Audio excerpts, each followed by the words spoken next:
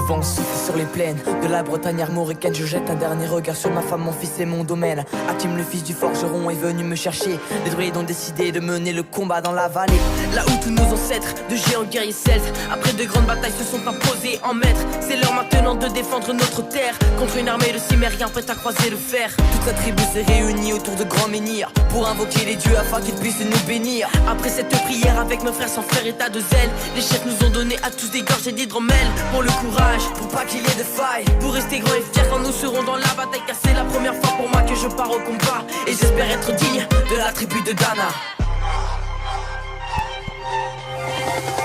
Dans la vallée, oh, oh, de Dana, la la la, dans la vallée, oh, oh, j'ai pu entendre les échos dans la vallée, oh, oh, de Dana, la la, dans la vallée, oh, oh, des chants de guerre près des tombeaux.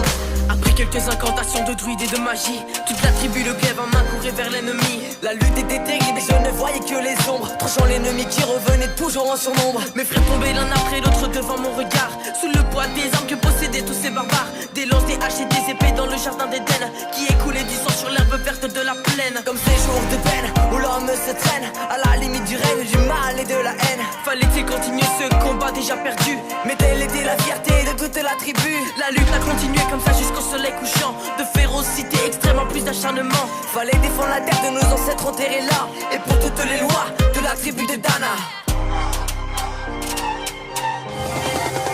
Dans la vallée, oh, oh, de Dana, la dans la vallée, oh, oh, j'ai pu entendre les échos dans la vallée, oh, oh, de Dana, la dans la vallée, oh, oh, des chants de guerre près des tombeaux. Au bout de la vallée, on entendait le son d'une corne d'un chef ennemi qui rappelait toute sa horde. Avait-il compris qu'on lutterait même en enfer, et qu'à la tribu de Dana appartenaient ces terres? Les guerriers repartaient et je ne comprenais pas tout le chemin qu'ils avaient fait pour en arriver là. Quand mon regard se posa tout autour de moi, j'étais le seul debout de la tribu, voilà pourquoi. Mes doigts se sont écartés tout en lâchant mes armes, et le long de mes joues se sont mis à couler des larmes. Je n'ai jamais compris pourquoi les dieux m'ont épargné de ce jour noir de notre histoire que j'ai compté. Le vent souffle toujours sur la Bretagne armoricaine, et j'ai rejoint ma femme, mon fils et mon domaine. J'ai tout reconstruit de mes mains pour en arriver là.